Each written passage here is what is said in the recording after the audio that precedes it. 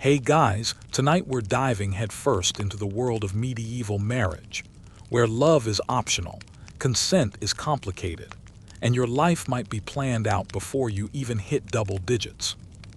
Imagine this. You're 7 years old playing with a wooden doll or pretending your slate is a sword when your parents inform you that you've just been promised to someone you've never met. They're older, probably richer, or at least their family is, and this agreement was sealed with a handshake over wine and maybe a sheep or two. You look up, confused, wondering if they meant to say playdate. Nope. Betrothal. Congratulations. So before you get comfortable, take a moment to like the video and subscribe, but only if you genuinely enjoy what I do here. And let me know in the comments where you're listening from and what time it is there.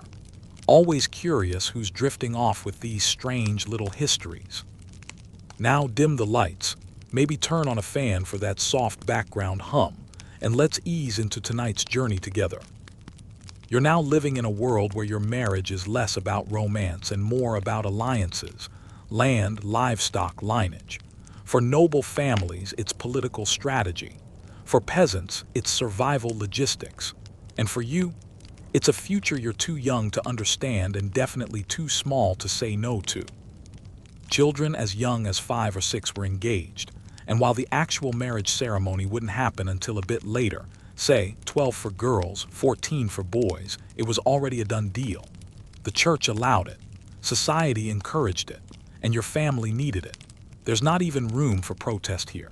Historians still argue whether children fully understood what was happening to them, or if they just played along because everyone said it was normal. Your betrothal might come with a tiny ring. Not a diamond, of course, more likely something bronze, maybe a small carving or even a ribbon tied around your finger. It's not for love. It's to let the town know you're spoken for. Romantic, right? And here's a fun little quirk. If the engagement fell through, it could lead to feuds, lawsuits, or social disgrace. In some places, breaking a betrothal was seen almost as serious as adultery. That's how locked in you are, even before you're old enough to spell marriage. But maybe you're lucky. Maybe your match is a kind, awkward kid with a missing tooth and a pet goose. Most likely, though, your betrothed is someone who sees you as a future breeding partner or a walking connection to property. And if you're from a peasant family, your parents are probably hoping this match helps them hold onto their tiny plot of land, or gain favor with someone who owns a larger one. Oh, and let's not forget the church. The medieval church loved marriage, but not for the reasons you'd think. It was less about sanctity and more about control. By encouraging early betrothals and regulating who could marry whom, the church maintained social order and moral dominance. Plus, marriage was one of the 7 sacraments, so they liked to keep it very official and very binding. But here's a whisper of hope. Sometimes, rarely, very rarely, kids grew up and actually liked each other. A few even fell in love by accident. Historians have found the occasional letter, poem, or diary scrap where affection peeks through the script, but these are exceptions, not rules. More often, it's paperwork, property, and pressure, and the pressure is intense. Entire families hinge their futures on these pairings. A misstep could bankrupt them, disgrace them, or worse, get them entangled in some messy blood feud with the neighbors. So yeah, no pressure, tiny you. You try to sleep that night, curled up under a rough wool blanket, wondering who this stranger is that you're now promised to. You imagine a brave knight or a beautiful maiden because that's what the stories say. But deep down, you know it's probably someone older, someone serious, someone who doesn't care what your favorite color is. And remember, marriage wasn't just about 2 people. It was about merging families, economies, titles, duties.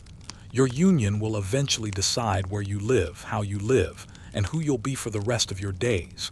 It's not about compatibility. It's about obligation. And in a world where individuality isn't exactly a hot commodity, your opinion isn't required. Some medieval customs even included marriage by proxy, where a stand-in could attend the ceremony on behalf of the groom. Imagine marrying a guy and he doesn't even show up. He just sends his sword or a messenger. You walk down the aisle and say your vows to a representative. That's a real thing that happened. Can't make it up. And then there's the part no one warns you about. If one of the betrothed dies before the marriage, tragic, yes, but also legally messy. Property agreements unravel, debts resurface, alliances collapse. Families might fight over who keeps the dowry. You're not just losing a fiancé, you're losing a business deal. Even today, historians debate how much choice children really had in these arrangements. Were there quiet rebellions, whispered refusals? Maybe a mother delayed things. Maybe a father hoped for a better offer. But on the record, most children went along with it. Some didn't even understand the lifelong commitment they'd just been wrapped into with a bow. And so you grow up. Each year brings you closer to the day you stop being betrothed and start being married. You play with friends, maybe tend to animals, maybe sneak bites from the kitchen stew. But always in the background, there's this looming shadow of adulthood that has nothing to do with your choices. You're on a path laid out before you could even read. You're walking toward a future that feels more like a contract than a romance, and you haven't even made it to the altar yet. Sleep tight. You wake up a little older now, maybe 12, maybe just barely 13. You've traded your childhood games for heavier chores and the awkward realization that you're officially of marriageable age. Congratulations, you're now on the medieval marriage market, and let's be clear, it's not a place for romantic dreamers. There's no dating, no secret crushes, no let's get to know each other over soup. Instead, your future is negotiated like livestock, literally. The right match is all about what you bring to the table, and in many cases that means land, titles, or a solid goat-to-acre ratio. If you're a girl, this means one thing, the dowry. That's the package deal your family offers to make you more appealing to a suitor's family. It might include cash, land, clothing, even kitchen utensils. You, in effect, come with accessories. The better the dowry, the better the spouse, at least in theory. And if your dowry's too small, well, you might be left sitting at home, unmarried, until your parents can scrape together a few more chickens and a half-decent feather mattress. Now, here's a historical fact that might make you blink. In wealthier families, dowries could be astronomical. Italian city-states like Florence had entire ledgers devoted to dowry transactions. It wasn't uncommon for noblemen to spend more on their daughters' dowries than on their own homes. Marrying off a daughter could financially ruin a family, or save them if they played it right. And here's the quirky part. There were actually dowry insurance programs in some cities. That's right. If the marriage fell apart or the groom mysteriously disappeared, there were mechanisms to get some of that investment back. Medieval prenups, essentially. Love might be fickle, but a contract is forever. If you're a boy, on the other hand, things are a little different. You don't bring a dowry, you receive one. Your job is to seem stable, competent, and fertile. Hopefully, your family has land or status to sweeten the deal. And if you're the second or third son, good luck. You won't inherit much, so you'll need to marry up, which often means a wife with a bigger dowry. Yes, you might marry someone twice your age just because she brings property into the equation. Welcome to the market. And here, where it gets awkward. Sometimes you aren't even present when your future is decided. Marriages could be arranged between fathers, lords, or guardians while the actual couple was miles apart. You might be out mucking stables when your destiny is sealed in ink and wax. The first time you hear about it might be over dinner. By the way, you're marrying Lord Fitzhawkers's daughter. She has a vineyard. Be grateful. Historians still argue whether these negotiations were purely transactional, or if some families really tried to find decent pairings. There are records of families consulting astrologers or matching temperaments, whatever that meant back then. But in most cases, politics and economics came first. Now imagine the emotional math of all this. You're taught from birth that marriage is your purpose. Your family's well-being might hinge on your match, and you're probably too afraid or too respectful to push back. You smile at the mention of your betrothed even if your stomach sinks. You nod politely even if you're screaming inside. And yet somehow you're expected to be grateful, to see this whole situation as a privilege. After all, marriage means security. It means you'll be taken care of. You'll have food, shelter, status. That's the pitch. Whether it's true, that's another story. For noble girls, being marriageable could mean being paraded at feasts, like a human resume with a really uncomfortable corset. You're taught how to smile just right, to pour wine without spilling, to nod humbly when men speak. All of this just to impress someone who might barely notice you until your wedding night. You're a prize, but only in the economic sense. And for peasants, things are simpler and somehow just as bleak. Marriage often means merging farms, helping each other survive the winter, and hopefully producing strong children to help in the fields. Romantic walks by candlelight. Try hauling water at sunrise instead. There's also an unspoken urgency. If you're not married by a certain age, say 16 or 17 for girls, you're considered left behind. Too old. A burden. Even spinsters were seen with pity or suspicion. If you stayed single too long, people might whisper that you were cursed, barren, or gasp, difficult. But let's not forget the love stories, because they do exist. Once in a while, people did marry for affection. A few rare couples defied expectations, fell in love, and convinced their families to support the match. Sometimes these stories even made it into ballads, but for every one of those, 100 others were stuck in arranged unions, watching those love stories from the sidelines. And here, where things get uncomfortable, because the truth is, even the best matches were bound by systems that had little to do with personal happiness. They were transactional, strategic, and often suffocating. A spouse wasn't a partner. They were a role, a tool, even to fulfill a societal function. You, meanwhile, are just trying to figure out who this person is. You know their name. You've seen their estate, maybe their horse. But do they laugh at your jokes? Do they like the same bread? Can you cry in front of them? These questions don't matter in the market. No one's asking if your souls align. They're just asking how many acres you'll gain. You stand there in the corner of the hall, listening to your parents negotiate your life like they're haggling over turnips. The suitor's family nods. A date is set. Someone laughs and refills a goblet of ale.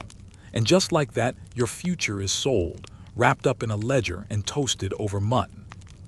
Still think it's romantic. The wedding day arrives. You might have imagined something magical, flowers, dancing, a dress that swishes when you turn. But this isn't a fairy tale. This is a legal ritual overseen by your family, your village, and more importantly, the church. Your job today isn't to enjoy it, it's to fulfill it. First, let's talk outfits. That iconic white wedding dress. Not a thing. You wear your best clothing, sure, but best might just mean a less muddy version of your everyday tunic. If you're wealthy, you might have something dyed in a rich shade.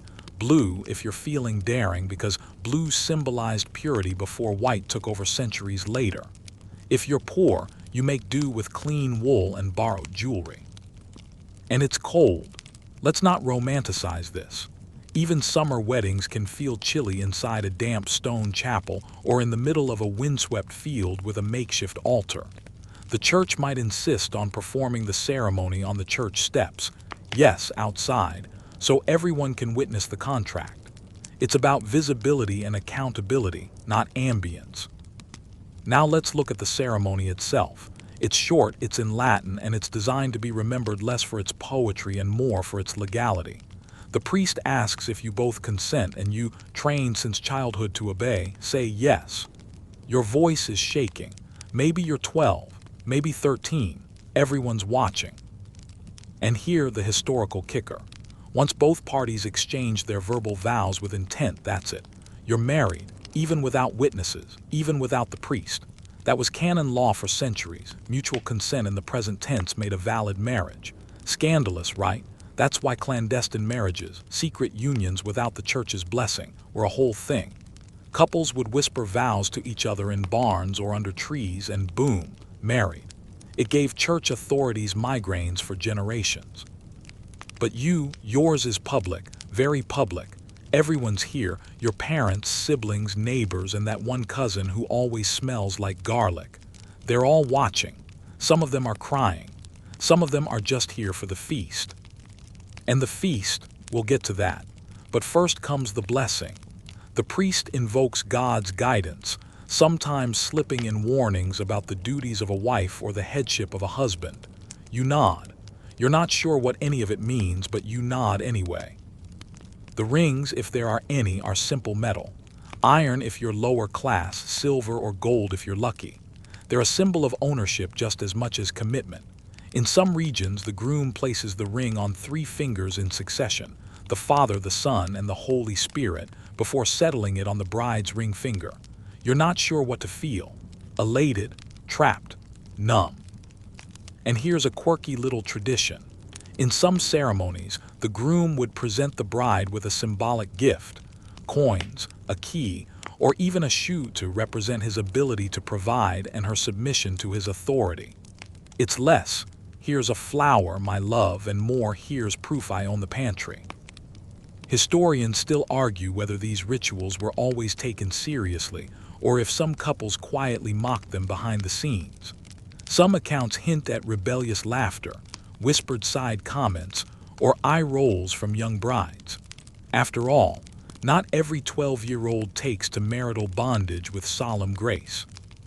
Then comes the procession, through the village, through the manor, or across the muddy road to the reception. There's music if someone owns an instrument. There's clapping. There's someone yelling mildly inappropriate jokes. You smile politely. It's expected. But the ceremony isn't really over. Not until the bedding.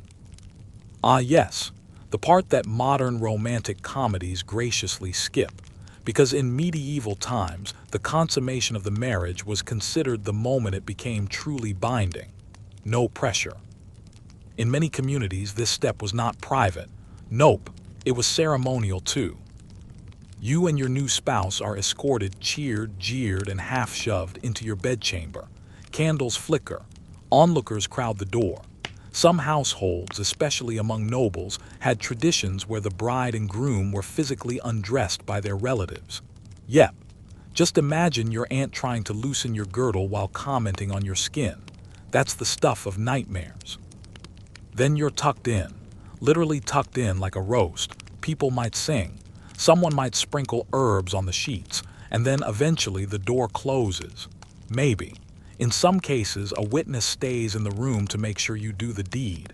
In others, they check the sheets the next morning. For what you can guess. It's horrifying, it's humiliating, it's normal.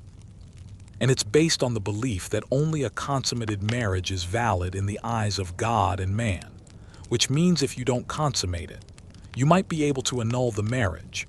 That's important later. For now, though, you're stuck in a bed with a stranger, maybe kind, maybe cruel, while everyone on the other side of the door listens and waits. Here's your fun fact for the night. In some elite households, guests would place bets on how long the marriage would last or whether it would produce a child within a year. No pressure there either. You try to sleep, but your brain won't shut off. You think about the people outside, the ring on your hand, the cold sheets, the ache in your stomach that isn't hunger, just a low, anxious knot you don't have words for yet.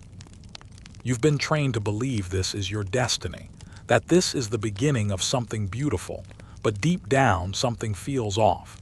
Something doesn't fit. You stare into the dark and wonder, is this what everyone meant by happily ever after?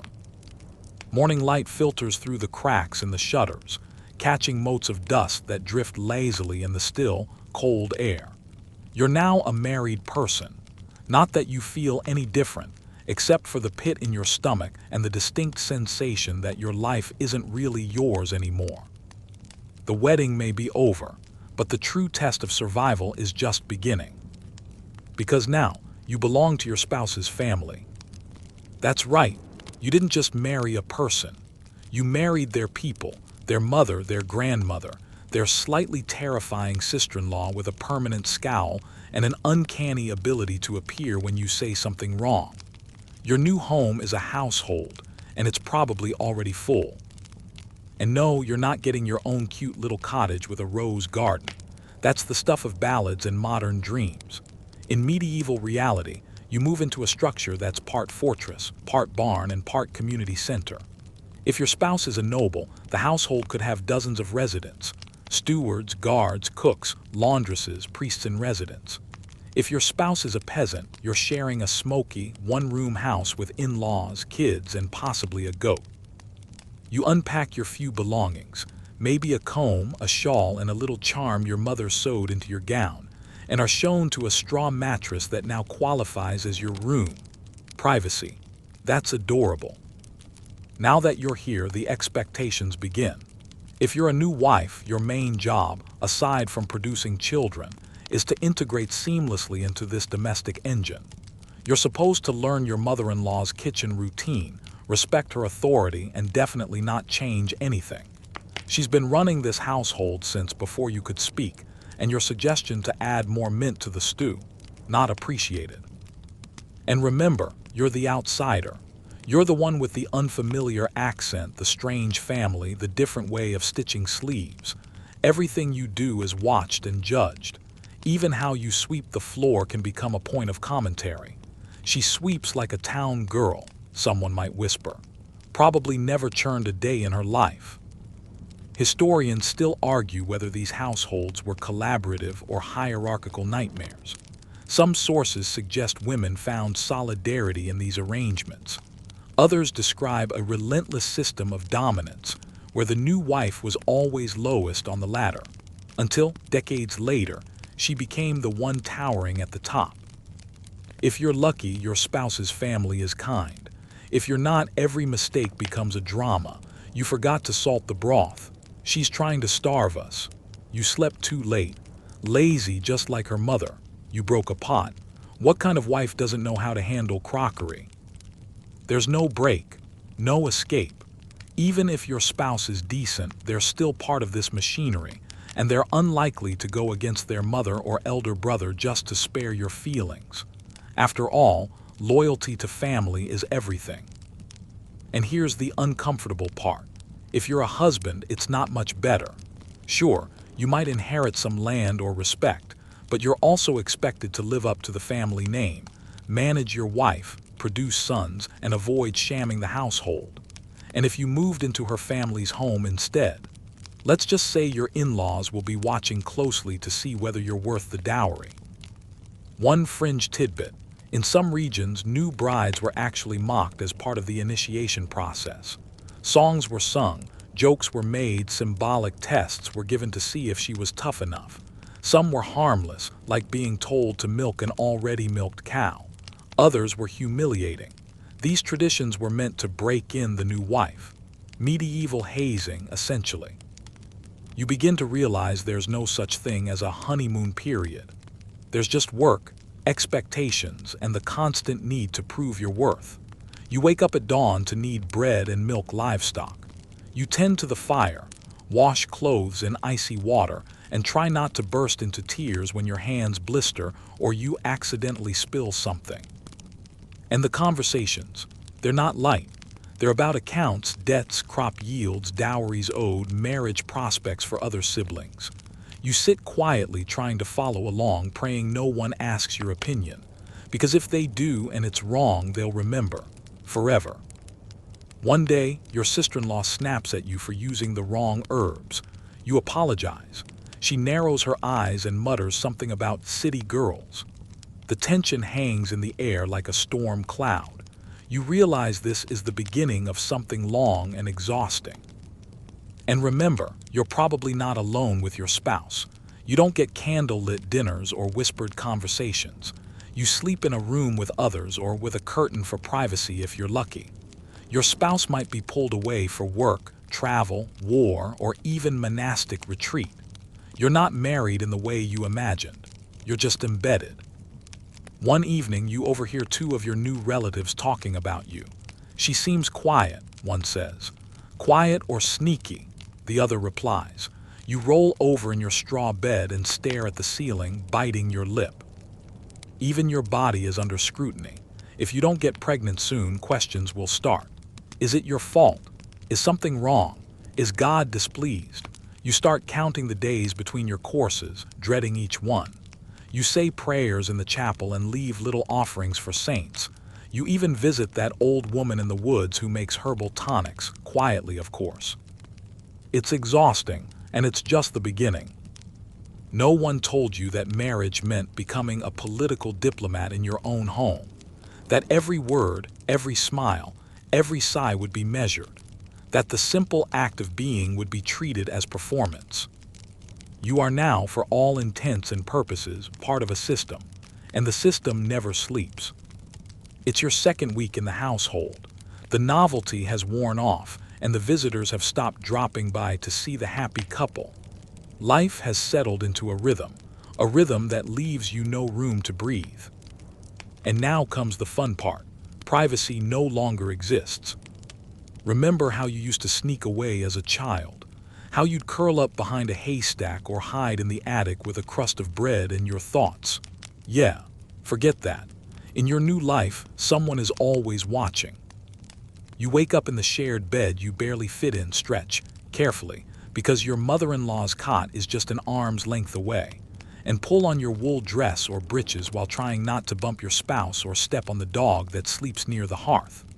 There's no bedroom door to close, just a curtain maybe, or a room divider made of old fabric that barely muffles whispers, let alone arguments. Your movements are public domain now. Your meals, your chores, even your facial expressions. Did you just frown while stirring the stew? Aunt Matilda noticed. She's already whispering to your new uncle that you're unhappy, possibly rebellious. Better smile through that burn on your hand. And forget about romantic privacy with your spouse. Any stolen kiss in the barn gets interrupted by someone needing kindling. Every quiet conversation is overheard by your sister-in-law washing linens nearby. Even your disagreements are semi-public. In fact, the volume of your arguments is often noted, judged, and occasionally reported to parents or priests. You don't get to be just a couple. You're performers in a very judgmental play. Here's a fun little fringe tidbit. In some communities, if a marriage wasn't consummated after a few weeks, local authorities, or even the church could intervene. That's right. They might send someone to check in, not just for gossip, but to ensure your marriage is truly valid. Some villages even had designated marriage bed witnesses who'd testify that, yes, the sheets were properly stained. There are records of this, and yes, they're as uncomfortable as they sound. Privacy isn't just limited, it's almost suspicious. You're expected to be part of the community, to be available, visible, active. If you disappear too often, people start asking why. She wanders a lot, that one, they say, always looking at the hills, probably thinking too much. You start to feel a strange sense of claustrophobia, even when standing in open fields. Because no matter where you go, your life isn't yours anymore. It's communal, public, scrutinized. And that includes your relationship. You and your spouse might have been strangers before marriage. Now you're expected to function like a team, without practice, without privacy, and with the weight of familial expectations pressing down on you both. Maybe they snore. Maybe they don't talk much. Maybe they're kind in public and cold in private. There's no space to figure things out, no time to grow together. You're just there, expected to love, obey, and produce. Historians still argue whether couples in medieval times ever developed emotional intimacy under these conditions. Some believe that shared hardship created a certain bond. Others argue that affection was a luxury few could afford. What's clear, though, is that expectations left very little room for softness. And if you do fall in love, if your spouse is kind, attentive, gentle, that's considered lucky but not necessary. A bonus. You're told to be grateful either way. One morning, you and your spouse are sitting at the long wooden table eating cold porridge. You whisper a joke. They smile. It's the first time they've smiled in days. Your heart lifts a little, and then your brother-in-law walks in, sees the smile, and grunts disapprovingly. "Honeymoon's over," he mutters, shaking his head. It was never a honeymoon to begin with. Later that week, your body starts to feel strange, tired, sore. The village midwife nods knowingly when you mention it. Could be with child, she says, with the same tone she uses for weather predictions. Word spreads before you can even confirm it. You hear whispers in the kitchen. She's expecting, someone says. About time, someone else. Let's hope it's a boy. Another, she doesn't look strong enough. You're congratulated, pitied, and judged all at once. There's no waiting until the second trimester here. The entire village has invested in your womb. Your body is officially a communal concern. And if the pregnancy doesn't stick, if it's a false alarm or you miscarry in the night, the silence afterward is louder than the gossip. No one comforts you, not really. Because this isn't about your feelings, it's about lineage, productivity, utility. One historical fact: some noble households documented pregnancies like financial transactions. Letters would be sent out announcing conceptions. There were even contracts that tied dowry payments to childbirth. No child, no payment. Imagine that kind of pressure weighing down on you every time you feel a stomach cramp. Back in your shared space, you try to find little moments of peace. A second alone by the well, a breath of air behind the chicken coop, but even those are fleeting. There's always someone nearby, someone who wants to know where you're going, what you're doing, why your eyes look tired. Your thoughts don't feel safe anymore, even those feel borrowed. One night lying next to your spouse, you whisper, "Do you ever miss being alone?" They don't answer right away, then softly, "Every day." You both stare at the ceiling. The candle burns low. Outside, an owl hoots. In that moment, you feel the weight of your marriage, not just to a person, but to a life that was never built for your comfort, your growth, or your joy. Just your duty. You begin to notice how often people glance at your belly. Not your face, not your hands as you bake the bread or stitch the hems, just your stomach, as if it holds the answer to everyone's unspoken question: are you fulfilling your purpose yet? Because now that you're married, your role is clear. You're here to make bobbies. Not someday, not when you feel ready, but now, immediately, preferably boys, many boys. The kind who will grow up to plow fields, inherit land, or wield swords. Your body is now a public project, and every part of your day is shaped by that quiet, relentless pressure. Your mother-in-law asks about your appetite. The village priest includes fertility blessings in his sermons, directed squarely at you. Even strangers at market squint at your waistline and murmur, "May God bless your womb." It's less sweet than it sounds. And when you miss a course, the house prepares like it's Christmas.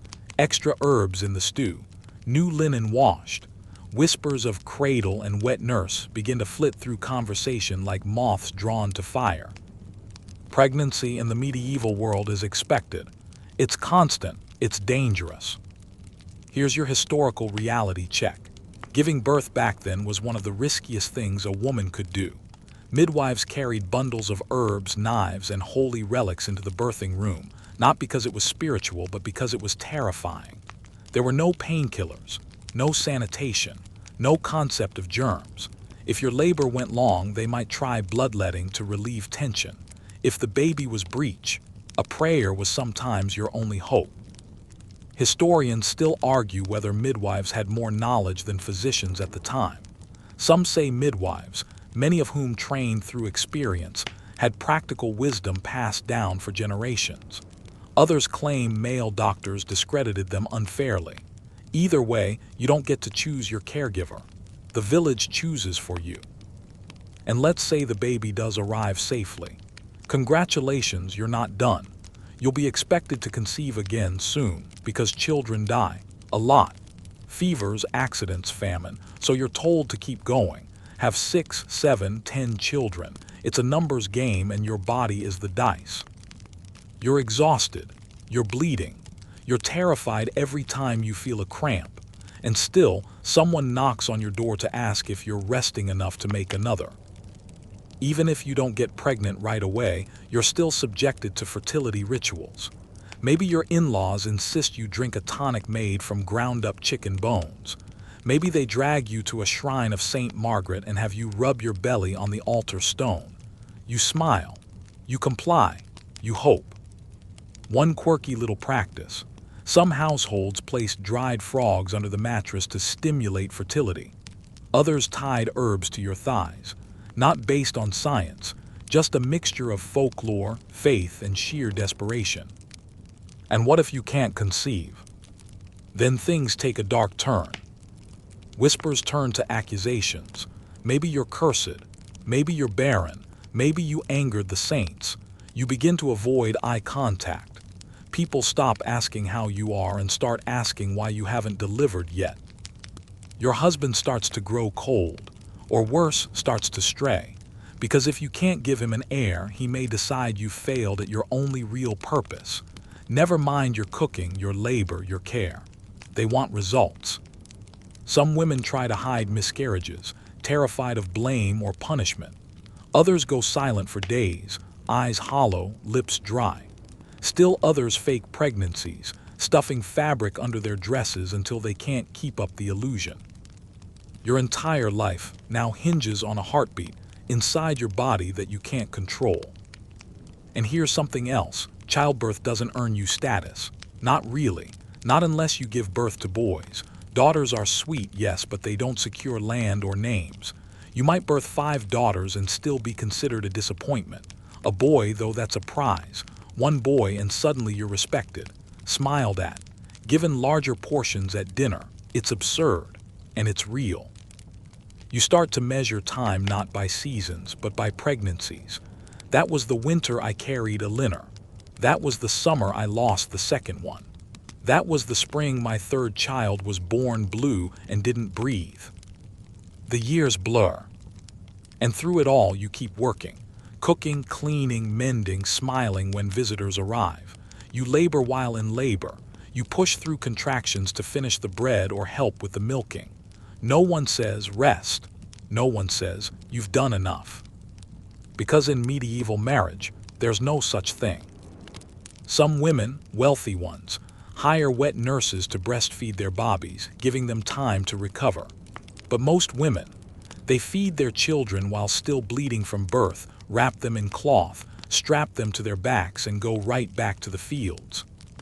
And if the baby won't latch, if the baby cries too much or doesn't grow, that's your fault too.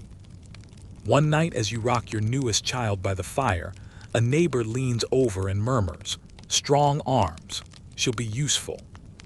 Not beautiful, not sweet, useful.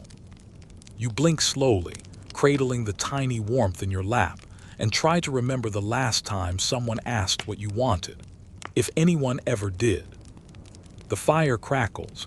Outside, wolves howl. Inside, your husband snores softly. Your other children breathe in little hiccupy sighs. The cradle creaks. You stare at the flames and wonder how long you can keep doing this. How many more children you can safely carry. Whether your body is still your body at all. And the truth whispers back. It's not. You think with all that laboring over bobbies and broths and bedsheets, the least you'd get is a kind word or two from the man you married. Maybe some whispered gratitude. A soft look now and again.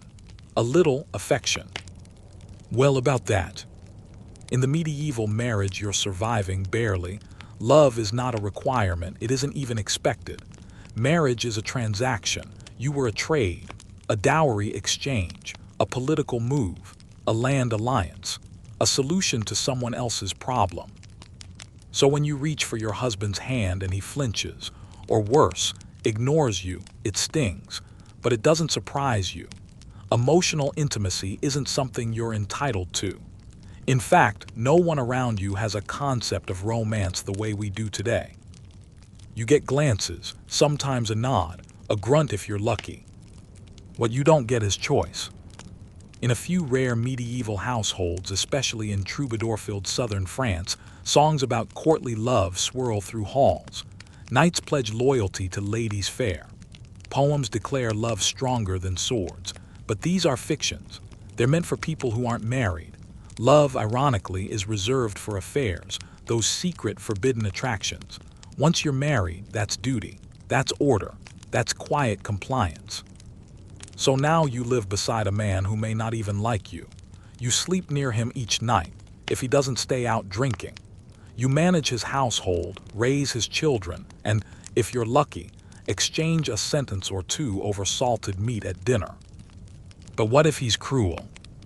Let's be clear, you have almost no legal protection. Husbands are expected to discipline their wives. That includes raised voices, raised hands, even public humiliation. If he beats you, it's seen as a private matter.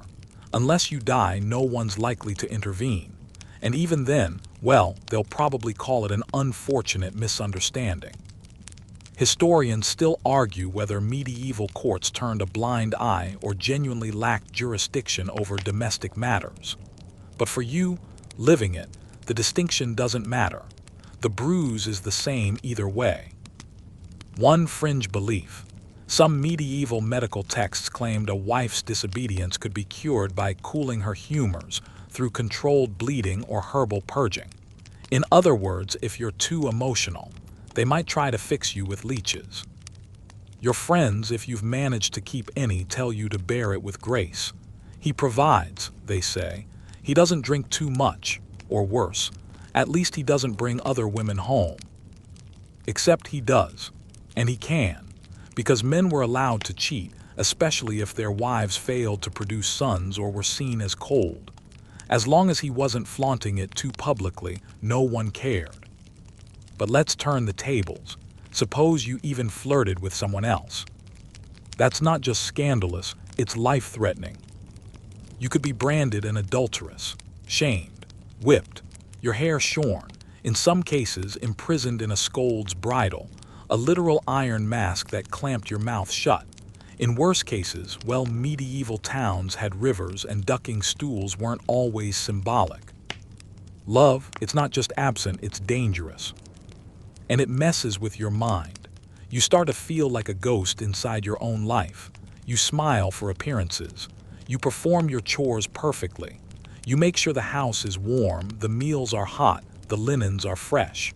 But your husband doesn't see you. Not really. One day he forgets your name in front of a guest and just calls you wife. No one even blinks. You don't scream, you laugh it off, quietly. Because screaming would make you look mad. And mad women, they're feared, not pitied. So you adapt. You find small ways to reclaim some warmth. Maybe it's in the stories you whisper to the children at night, tales of brave queens and kind shepherd boys. Maybe it's in the wildflowers you press between pages of your prayer book. Maybe it's in the old lullaby your mother taught you, the one you hum as you sweep the hearth. And sometimes, rarely, your husband does something human. He brings you a carved spoon from the market. He brushes a speck of flour off your cheek. He lifts your sleeping child from your arms and carries them to bed. These moments are like crumbs, and you, starving for affection, gather them carefully and pretend they're a feast. But deep down, this isn't love, it's survival, emotional triage. There's no one to talk to. Your priest urges submission. Your mother says to keep quiet. Your friends change the subject. So you learn to love other things. The warmth of baking bread, the chorus of crickets at dusk, the smell of wet grass after rain. You pour all your softness into your children, your animals, the beeswax candle you made with your own 2 hands. Because if you don't, you'll forget what warmth feels like entirely. And here's the truly heartbreaking part.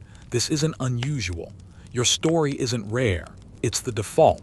Most women around you live this way. Quiet, functional, emotionally starved. But one thing keeps you afloat, your memory. You remember the games you played as a girl, the songs you loved, the dream you once had of marrying someone who'd take your hand and walk through the fields with you, not 10 paces ahead. That memory becomes your hidden hearth, your secret lantern. You guard it fiercely. And when the house is quiet, and the stars prick the sky like forgotten hopes, you close your eyes and light it again. Just for a moment. Just for you. It's barely past dawn and you're already hunched over in a corner of the yard, hacking away at linen stained with things you'd rather not name. The chickens peck around your feet. indifferent. You've got a pounding headache, sore arms, and a creeping rash on your wrist, but heaven help you if you ask for rest. Because in your new medieval marriage, health care is a luxury and your health, that's practically a myth. The moment you said your vows, your body ceased to be your own. It became a vessel for work, for birth, for service. Your health isn't just ignored, it's expected to vanish slowly and quietly without complaint. You're not just a wife, you're a walking utility.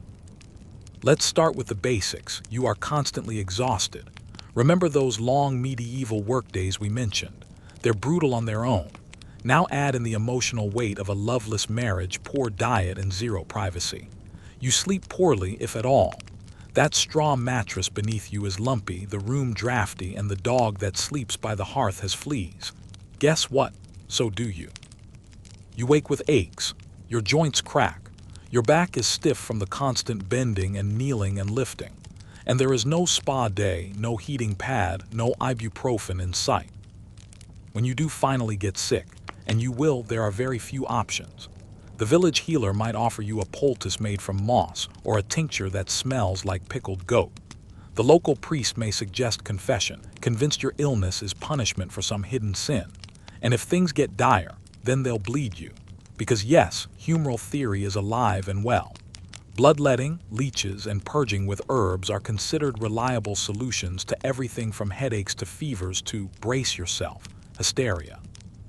Historians still argue whether medieval medicine was sincerely meant to help, or if it was more about control and tradition than actual healing.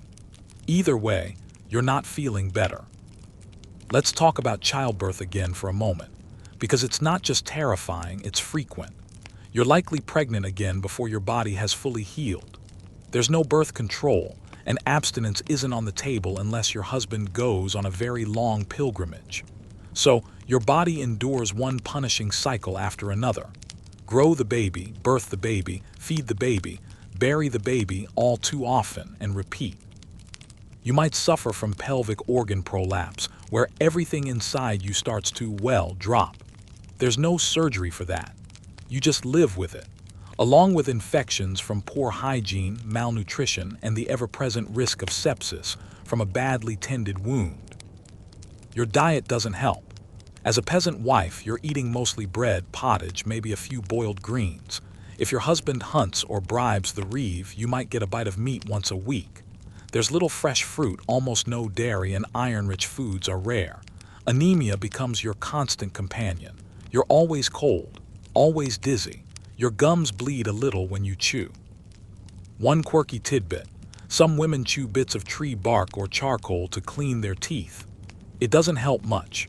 Your breath still smells like sour onions and anxiety. And your mental health. Oh, we don't call it that. You're melancholic or troubled or moody. No one asks how you're feeling. That's not a thing. If you cry, they tell you to pray. If you're quiet, they say you're sulking. If you lash out, you're hysterical. And there are consequences to all of those. In some places, women who showed signs of depression or anxiety were thought to be possessed. That could lead to exorcisms or, in extreme cases, institutionalization, or what passes for it, isolation in a convent or worse, the local asylum. You're not mad, you're miserable. And the worst part, you can't even name it. There's no vocabulary yet for postpartum depression or generalized anxiety or PTSD from childbirth trauma. There's just an endless bone-deep weariness. You put on your coif. You boil the water. You serve the stew. You wipe the baby's face and smile faintly when your neighbor passes. But inside, something is slipping. You daydream more often now. Maybe you stare too long at the woods beyond the village, wondering what it would be like to disappear. Just walk into the trees and keep walking. You imagine stumbling across a wise woman's hut, or a pack of wandering minstrels, or even a witch who offers you a way out in exchange for a lock of hair and a whispered promise. Of course, you never leave. You can't. You have obligations, children, a husband, a roof to keep patched, a hearth to keep warm. So instead, you nurse your sore hands and ignore the black spot on your toe that's probably frostbite or infection and pretend the tightness in your chest is just hunger, not dread. Once, you overhear someone in the village say that women like you are the backbone of the realm. You nearly laugh.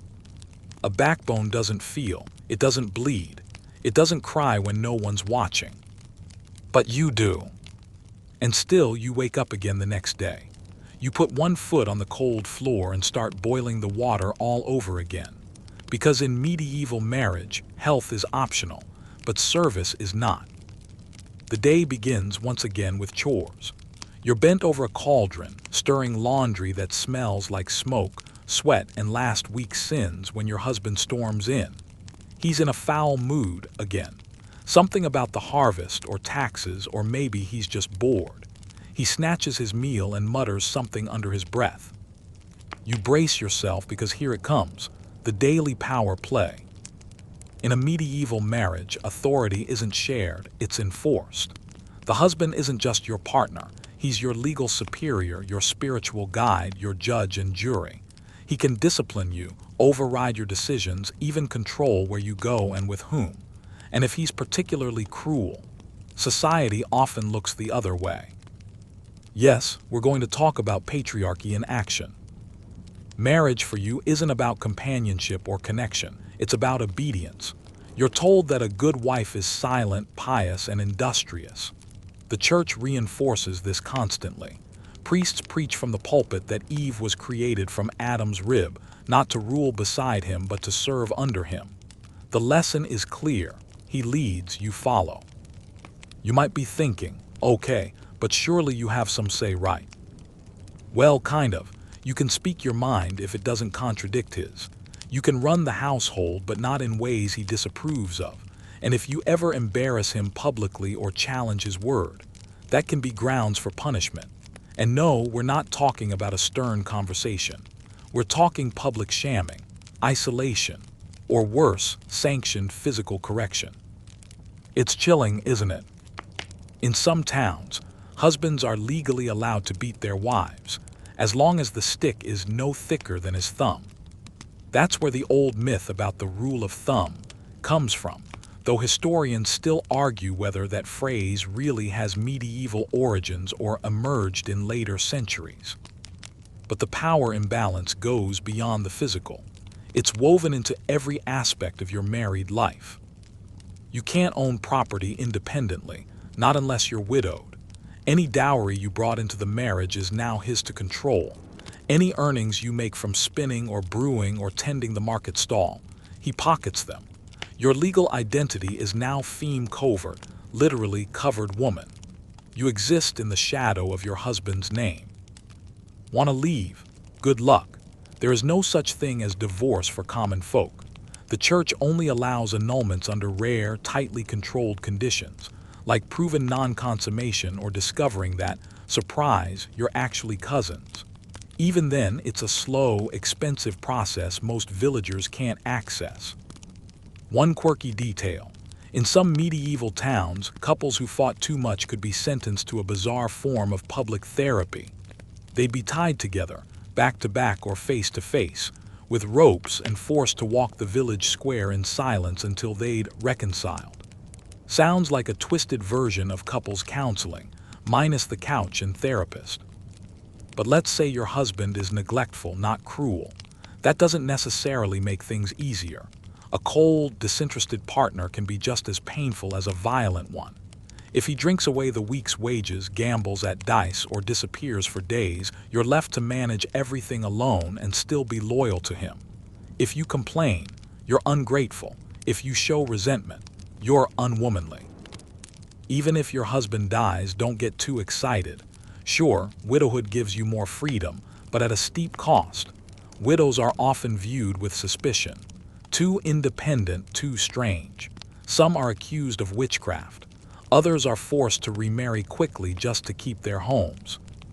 Historians still debate how much autonomy medieval women actually had behind closed doors. Some evidence suggests that within their own households, women could wield quiet power, managing finances, negotiating trades, passing down wisdom. But that power was always fragile. One wrong move, one shift in your husband's mood or status, and it all crumbles. And then there's the church. Oh yes, the church has its own role in this little power game. Confessors instruct women to obey their husbands even when they are wrong. A wife's suffering, they say, is her path to holiness. If your husband is cruel, pray harder. If he's indifferent, offer it up. Your pain is your penance. Your silence is your sanctity. Your submission is your salvation. Which is bleak. You dream sometimes, quietly, secretly, of what it would be like to speak freely, to laugh too loud, to dance barefoot in the grass without being scolded, to sit across from your partner as an equal, sharing ideas and burdens alike. But those dreams are dangerous, because in this world, even your thoughts can betray you. So you keep your head down. You stitch his tunic with steady hands. You serve his supper just the way he likes it. You smile faintly when he grumbles. You nod even when you disagree. You keep your sarcasm inside, along with your rage, your grief, yourself. Because in this marriage, power isn't shared, it's swallowed. And you're learning to survive in a world that never asked for your voice. You're finally alone in bed, straw poking through the mattress, the blanket coarse against your skin. The candles are out. The room is quiet, aside from the wind squeezing through the wood-slat walls and the occasional cough from your in-laws down the hall. You close your eyes. Then the mattress shifts. Your husband has returned from the tavern, his breath heavy with ale and the distinct scent of onions. You know what he wants and, more importantly, what's expected of you. But here, where things get even stranger, whether or not tonight is appropriate for intimacy isn't up to you or even him. It's up to the church. In medieval times, your bedroom life is dictated not by mood, romance, or connection, but by a dizzying liturgical calendar. Want to be intimate? Better check if it's a feast day, or a fast day, or a day of penance, or a Friday or Sunday, or during Lent or Advent or a saint's commemoration. In some years, over half the calendar is considered off limits. And don't even think about it if one of you has recently taken communion or is in mourning. That would be downright scandalous. Still, you try to appear agreeable because marital relations aren't just encouraged, they're expected, especially if there are no children yet. Producing offspring isn't just personal, it's moral. Your community, your church, even your own family is watching and waiting. Too long without pregnancy and rumors start. Maybe you're cursed, maybe you're barren, maybe you're not doing your duty.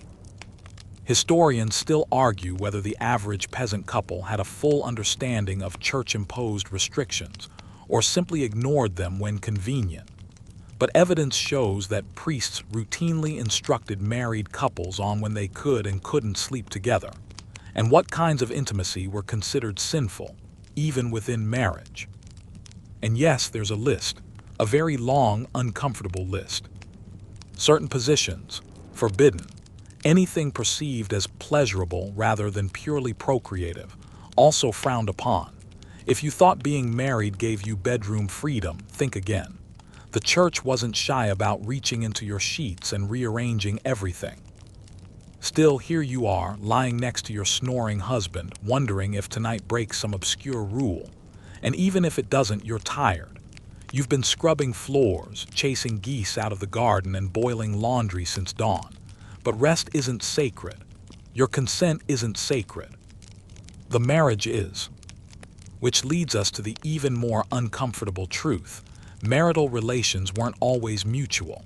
In fact, they rarely were. You had no legal right to say no to your husband.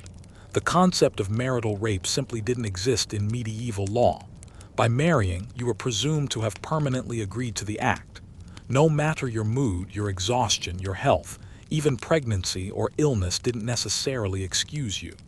With my body I thee worship, the vow says, and that vow, ironclad. But let's switch gears for a moment. You know what is sacred? Relics. And believe it or not, There's a recorded case of a couple choosing to abstain permanently from sex in exchange for permission to live near a church relic they believed would guarantee their salvation. That's right, some married couples voluntarily went celibate for religious brownie points. One quirky story tells of a husband and wife who separated entirely, living in different parts of the house and treating each other as holy siblings. Sweet, maybe. Strain, definitely. But for most, celibacy isn't an option. Your body is political, religious, reproductive. It doesn't belong entirely to you. So you try to make peace with it. You find small moments of control where you can, choosing the time of day, the way you respond, the thoughts you allow yourself to feel or not feel. You learn to anticipate his moods, to soothe or redirect him when needed. You develop an instinct for subtle resistance, feigned headaches, late chores, sleeping beside a sick child. And you talk, not to your husband, he wouldn't understand, but to the other women, over the wash basin at the well while gathering herbs. You share stories, tips, warnings. You laugh quietly about the ridiculous rules, the tangled theology, the absurd expectations. Sometimes it's the only way to stay sane. One midwife whispers that eating certain seeds can prevent pregnancy. Another claims rubbing her thighs with dock leaves keeps the spirits away. Whether it's true or not, it feels like rebellion. And that, in a world where every part of your body is controlled, is power. But the pressure never lifts. If you fail to produce children, your husband could seek an annulment, or take a mistress, or simply ignore you entirely. And if you do get pregnant, that opens the door to a new round of spiritual rules. Did you know that childbirth itself was considered spiritually polluting? After delivery, a woman wasn't allowed to enter a church or take communion until she'd undergone churching, a purification rite that framed childbirth less as a miracle and more like a temporary moral stain.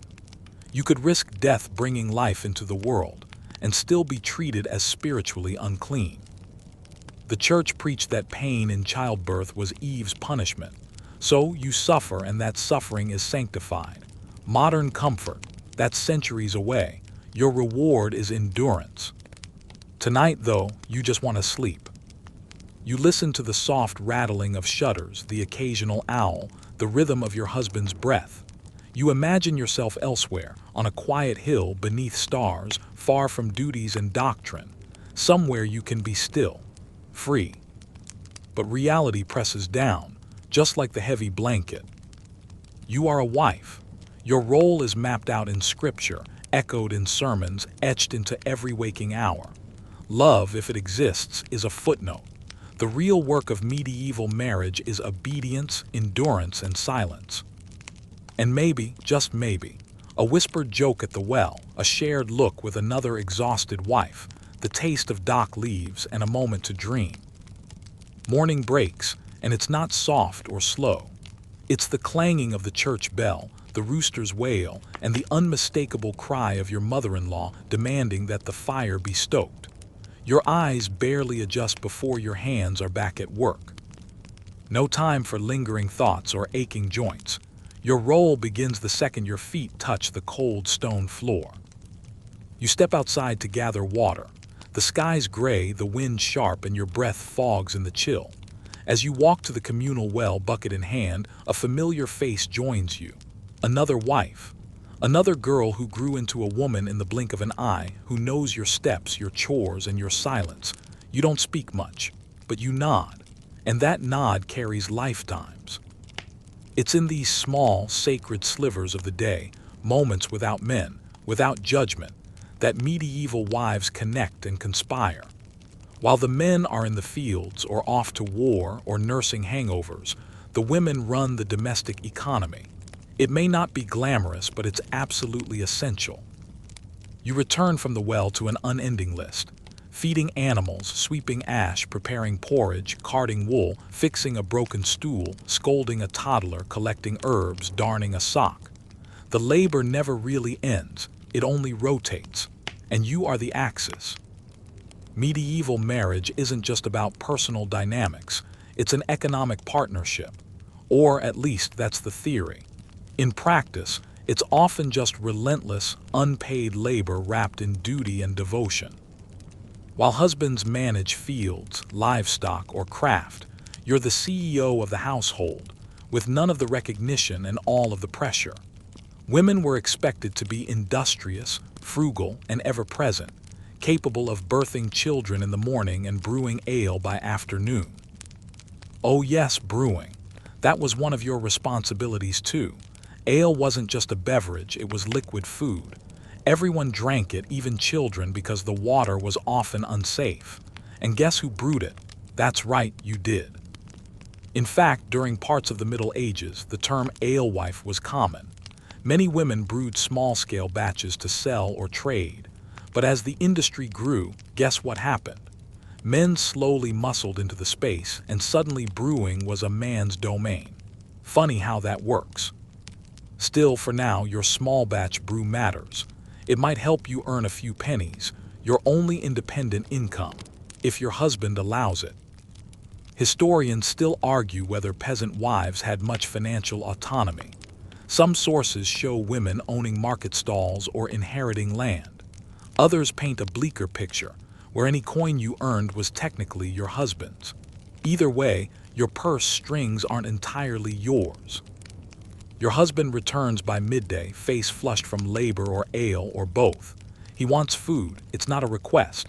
You serve him before eating yourself, watching carefully to see if he's in a generous or sour mood.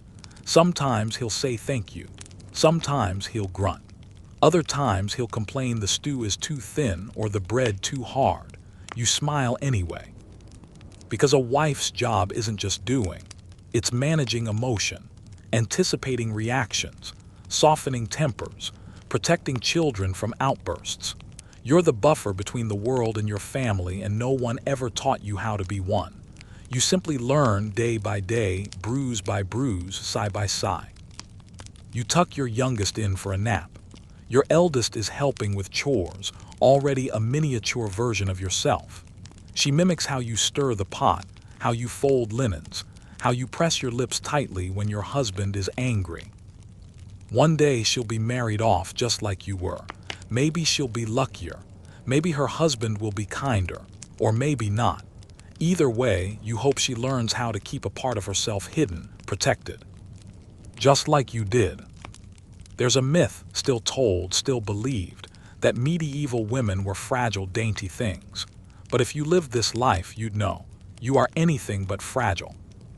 You've pulled sheep out of frozen ditches, birthed children with no help but a wooden spoon to bite, patched up wounds with wine and linen, and managed an entire household while sleep-deprived and underfed. You are steel wrapped in homespun wool. But even steel can bend. Some nights you cry, quietly, when no one's awake, when the stars are too far and the fire too dim. You cry for the dreams you left behind, for the music you no longer hear, for the books you never learned to read, for the laughter that used to come easier. You remember being 12, giggling with friends, plucking flowers by the road. Then you turned 13, and suddenly you were a wife. Because that's the cruel joke of medieval marriage, it doesn't wait for you to grow up. It declares you grown when the ink dries on the marriage contract, whether you're ready or not. You glance outside. A storm is rolling in, and with it more work. Securing shutters, bringing in animals, storing grain. You do it all without complaint, not because you're content, but because complaints echo and no one listens. Still, there's beauty. In the way your children curl against you, in the quiet of a finished day, in the smell of fresh bread cooling on the hearth, in stolen moments at the well, or the breeze that sneaks through the shutters with a whisper of wildflowers. You find your own form of power in consistency, in resilience, in cleverness. You keep track of debts owed and debts forgiven. You remember which neighbors are kind and which aren't. You barter with wit, stretch meals with instinct, and make miracles from leftovers. And tonight, as the storm rattles the thatch roof and thunder growls like a warning, you sit by the fire, holding a cup of your own brew, and breathe. This is your life. Not a romance, not a tragedy, but something heavier and more human, something stitched from duty, endurance, and the tiniest scraps of joy. You don't survive a marriage like this by luck. You survive it by becoming someone who can. The storm rages on into morning. Thunder cracks overhead, a sound so familiar it barely draws your attention now. But what does pull you from sleep is the sharp cry of your youngest, fevered again. Her forehead burns like coals, her breath wheezes shallow, and that all too familiar knot tightens in your chest. You reach instinctively for elderflower, yarrow, and willow bark, the same bundle you've used for fevers since your first child. You don't have a medical degree or even a basic education, but you do have the knowledge passed down through a long, silent chain of women. And right now, that makes you the closest thing to a doctor your family will ever know. Still, you can't shake the creeping fear. What if it isn't just a passing fever? Illness is a part of medieval marriage that no one puts in the songs. There's no room for fragility here, but your body is fragile nonetheless. Childbirth, disease, infection, famine, grief, they're all permanent residents in your world. The average woman gives birth to 6 or 7 children, maybe 3 survive. And when you're sick, that doesn't mean you're off the hook. The chickens still need feeding. The fire still needs stoking. Your husband still wants his stew. You crouch beside the fire, stirring the fever remedy with trembling hands. You haven't eaten since yesterday, but hunger is just background noise at this point. This is what it means to be married and ill in medieval times. You care for everyone else while no one has the knowledge or time to care for you. And if it's your body that fails, well, that's more complicated. You're replaceable, painfully so. Women die young and often. In childbirth, from infections, even from minor wounds gone wrong. And when they do, the grieving period is short, especially if there are children to raise. Husbands remarry quickly, and suddenly another woman is stirring the same pot, lying in the same bed, mothering your children. Historians still argue whether husbands truly mourned their first wives or simply did what survival demanded. Some records show men writing aching tributes. Others show remarriages within weeks. Love might exist, but so did cold necessity. You think about your husband. Would he miss you? Would he be overwhelmed or relieved? That thought hurts, so you bury it deep. Instead, you focus on your child's shallow breaths and the simmering herbs. You hum a lullaby, something your mother once sang when you were sick. You try not to notice how much thinner her limbs look now. Outside, the storm begins to fade. Inside, the fever breaks. Your daughter sleeps deeply, her tiny chest rising and falling with a bit more ease. You allow yourself a moment to exhale. But there's no time to collapse. Life doesn't pause. So you carry on, ghost-like and sore, cleaning, mending, listening for any change in her breathing. You fold a blanket that still smells like wood smoke and milk. And then from outside, a familiar knock, a midwife. She enters quietly, her face lined like river bark. She's the one who delivered your children, stitched your wounds, told your fortune once on a dare. She checks the child, nods approvingly, and then studies you. "You're fatting," she says gently, and it's not a curse or a threat. It's a truth, a mirror. Married women often fade in this world, slowly, invisibly, like smoke slipping through the beams. You're still here, but paler somehow, hollowed by care, dimmed by exhaustion. She gives you a salve and a clove of garlic, a quiet warning, take care, before there's nothing left to take care with. You thank her and lie for a moment, only a moment. You think about what life might have looked like had you not married so young. If you trained as a healer, traveled town to town with herbs in your basket and stories on your tongue.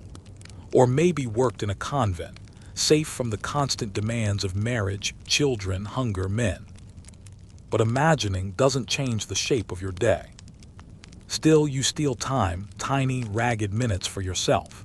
While your daughter sleeps, you grind herbs slower than necessary, just to hear the rhythmic scrape. You sweep the floor not because it's dirty, but because the motion calms your heartbeat. You hum, not for your children, but for you. These are the closest things to self-care you'll get.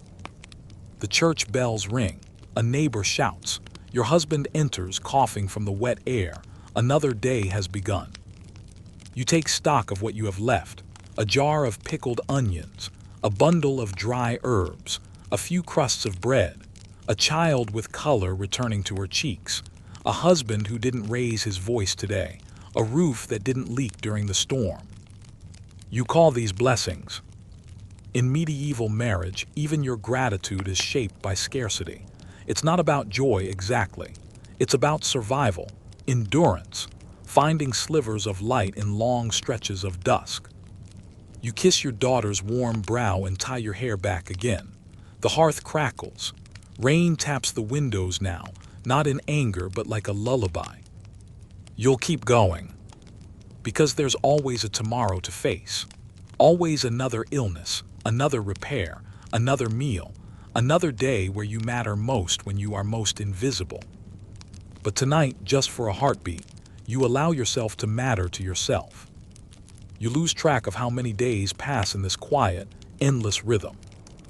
And then, as if the sky itself remembers it's time to turn the page, everything changes.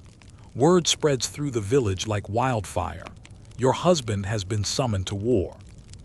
The king, whose name you barely whisper unless it's in prayer or fear, has called for men. There's some border skirmish, some squabble over land or pride or inheritance. You don't know the details. You're not meant to, but your husband's name is on the list. He must go.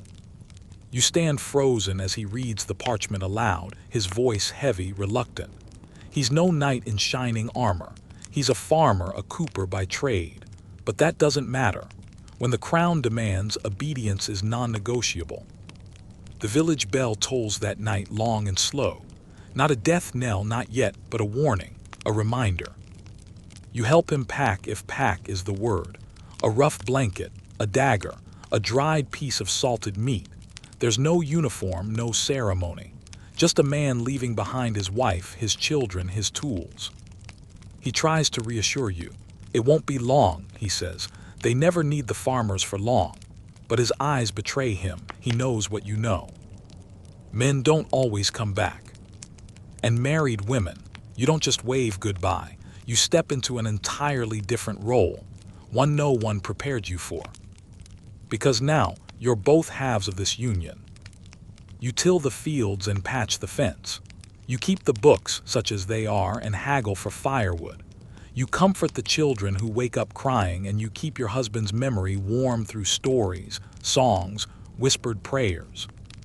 It's a strange kind of widowhood, temporary, uncertain, unnamed. And it's not just emotional, it's dangerous. Because you are now a married woman alone in a world that doesn't believe that's a real thing. People start to watch, some with pity, some with hunger, some with suspicion. A lone woman is vulnerable. A married woman without her husband, that's bait. You make yourself smaller, you dress plainer, you speak softer. You tighten every door latch at night. You carry a blade tucked in your skirts just in case. Historians still argue whether women were truly safer with a man by their side, or whether society simply believed they were, enforcing that belief through threat and isolation. But the end result is the same. Fear becomes your new companion. And the church, well, it has opinions. You're still a wife, which means you still owe obedience, faithfulness, modesty. But now you also bear the burden of waiting correctly. No laughter too loud, no friendships too warm, no moments of joy that could be mistaken for freedom. There are stories whispered around looms and hearths of women who did not wait quietly, women who remarried too soon, who sold land without permission, who found solace where they weren't meant to. Some were punished, others disappeared from record entirely. You walk carefully, and you dream sometimes. You dream of what it might feel like to be unmarried, not widowed, not waiting, just free. Free to travel, to speak, to wear color, to sleep in the middle of the bed, to choose silence or song without fear of judgment. But freedom is a dangerous dream, and so you wake each day, braid your hair, and carry on. One evening, as you mend a tunic by candlelight, your neighbor, another soldier's wife, joins you. You talk in hushed tones, not of war or worry, but of mundane things: turnip prices, stubborn goats, a child's tooth finally falling out. And for a fleeting moment you feel normal, not abandoned, not threatened, just human. And then the knock comes. 3 sharp raps at the door. You open it with your heart in your throat. It's not your husband. It's a courier, a boy no older than 15, wrapped in dust and urgency. He hands you a letter, sealed in wax, and you feel your knees start to give way. The seal is unbroken. That's good. Inside, shaky script tells you your husband lives. He's unharmed, but he will be gone longer than expected. Your breath catches. Relief and despair arrive together. You thank the boy, who only nods and vanishes into the dusk. And then it's just you again, standing in your doorway, holding news like it's a living thing, warm and fluttering. He's alive, but he's not here. You turn back to the hearth where your mending lies abandoned. The tunic looks different now, more fragile. You pick it up. You stitch a little slower. You hum a lullaby, not because anyone is crying, but because you are still here, still holding this strange shape of life that doesn't quite fit. And the door stays locked. The blade stays tucked close. And your eyes remain on the horizon every day, just in case a shadow finally becomes a man. Because in medieval marriage, absence doesn't make the heart grow fonder, it makes the heart wait, quietly, carefully, alone. The seasons pass in rhythm now, cold to warmth, bloom to wither, sowing to harvest and back again. And with each turn, you grow a little less sure that he's coming back. Not because you've heard otherwise, not because anyone said the word widow, but because that's what time does. It erodes certainty like rain on stone. Still you wait. 1 year becomes 2. You no longer watch the road each day. Your children, once clinging to your skirts for answers, now ask fewer questions. You've taken to speaking of their father in the present tense, though sometimes it slips. He was fond of apples, you'll say, before correcting yourself. Is.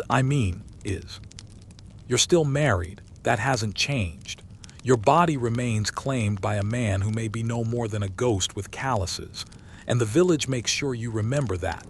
No suitors, no suggestions, just quiet nods of respect laced with subtle judgment. A woman in limbo. One chilly morning, while digging up carrots, your neighbor leans over the fence. He's older, a widower, kindly enough. He coughs, looks away, then mumbles, "You must be tired of waiting." You don't answer. Because yes, you are. But it's not the kind of tired that rest cures. It's the kind of tired that feels like wearing someone else's coat for too long. It covers you, sure, but it never really fits. Sometimes you think of leaving, not running away, just stepping away. Perhaps to a town where your name carries no expectations, no man-shaped shadow behind it. Perhaps there you could be someone, a brewer, a healer, a seller of dried herbs and sharp opinions. Historians still argue whether women in the Middle Ages ever truly escaped the constraints of marriage once bound. Legal annulments existed, yes, but rare, expensive, and often cruel. And emotional separation. Well, society rarely made space for such quiet rebellions. You remain. Not because you believe he'll return, but because you don't know what else to do. Then one dusky afternoon, while spreading flax to dry, a commotion rises down by the road. Children scatter, dogs bark, and a clamor of hoofbeats echoes through the trees. You drop everything. You run. And there he is. Dusty, thin, beard gone white at the chin, a limp in his left leg, but unmistakably him. You freeze, he does too. Then he smiles, and it's crooked, shy, as if he's not quite sure you'll want him still. You don't cry, not right away. You just touch his sleeve and say, "You're late." He chuckles, "Didn't miss anything, did I?" You don't answer that either. That night you sit by the fire, passing a cup of thin ale between you, telling half-stories and filling in years with glances and shrugs. He doesn't speak much of the war. You don't push. But when he winces while tying his boots or stares too long into the fire, you know the silence holds more than words could. Marriage resumes, but not as it was. You've changed. He's changed. The rhythm you once knew stutters and lurches before it finds a new beat. He asks where the pots are kept. You say nothing has moved. He disagrees. You let him. He comments on the thatch needing repair. You tell him it was done twice. There are moments you want to shout, "I ran this house, this life alone," but instead you stir the soup and add salt. Because in the medieval world, the reunion of spouses isn't some grand romance. It's just another duty. A reconnection of roles, a merging of ghosts. And now, it's not just about learning to live together again. It's about renegotiating who you are when the waiting ends. You sleep beside him, but his presence feels unfamiliar. At night, you flinch when he shifts too suddenly. Your body has gotten used to silence, to space. One evening during chores, he notices your knife, the one you always carry, tucked in your apron band. "Still expecting trouble?" he teases. You don't laugh. He doesn't bring it up again. In time, a new normal settles. You share bread and burdens. The children warm to him. He mends the gate. You begin to speak more, even laugh, but it's cautious laughter, like warming your hands over a flame you're not sure won't burn. One morning, while tending the fire, he says softly, "I'm sorry I was gone so long." You don't say, "You didn't choose to leave," but I didn't choose to stay like that either. Instead, you nod, "We did all right." He takes your hand. It's rougher than you remember. Yours is too. And just like that, you realize this, whatever this is a marriage reborn. Not the one you began with back in the spring of your youth, but a second chapter, maybe even a third. It creaks and it stumbles, but it holds. That night, for the first time in what feels like forever, you sleep deeply. Not because everything is perfect, but because it is finally completely real. And real in the medieval world is more than most marriages ever get. The years march on, and the village changes its face once more slowly, like moss creeping up stone. Children become adults. The blacksmith dies and his son takes over the forge, pounding iron with less grace but more flair. The old midwife passes, and a girl you once braided daisies with becomes her apprentice. Roads deepen into ruts. Trees lean a little further from the wind. And you stay. You stay because leaving never became more real than the lives you built here. You're not trapped anymore. You're rooted, and there's a strange kind of peace in that. Your marriage, that impossible endurance test, has grown quieter. Not necessarily easier, but familiar in the way that old blankets are. Frayed at the corners, maybe, but soft and warm and stitched with 100 small memories.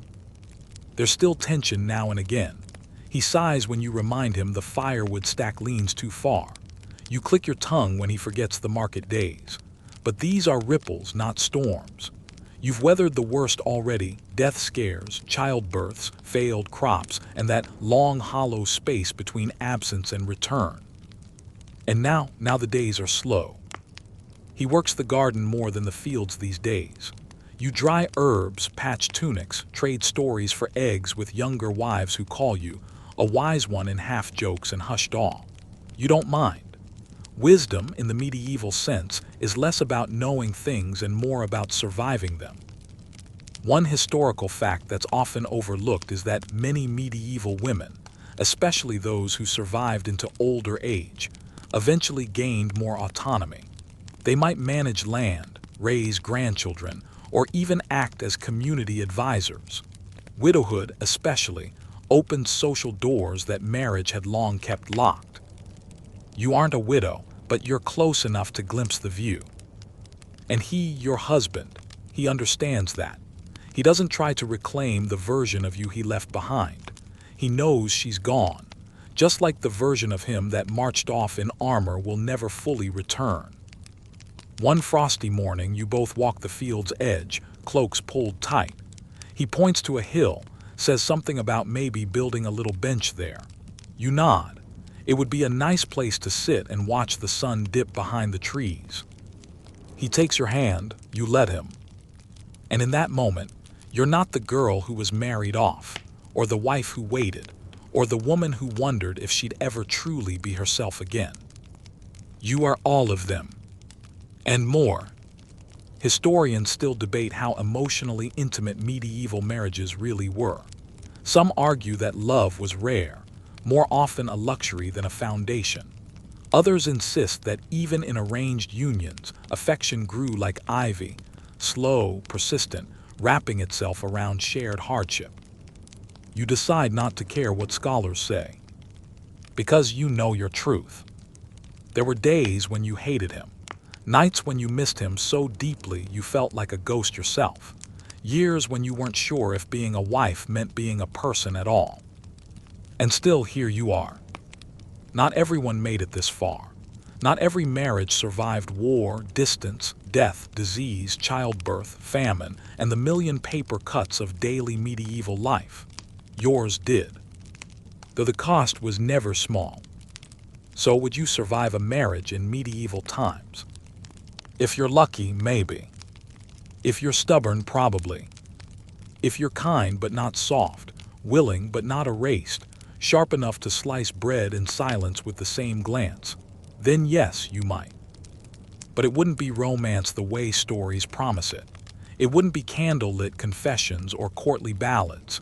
It would be grit and growth and the kind of love that isn't sweet, but solid. The kind that holds.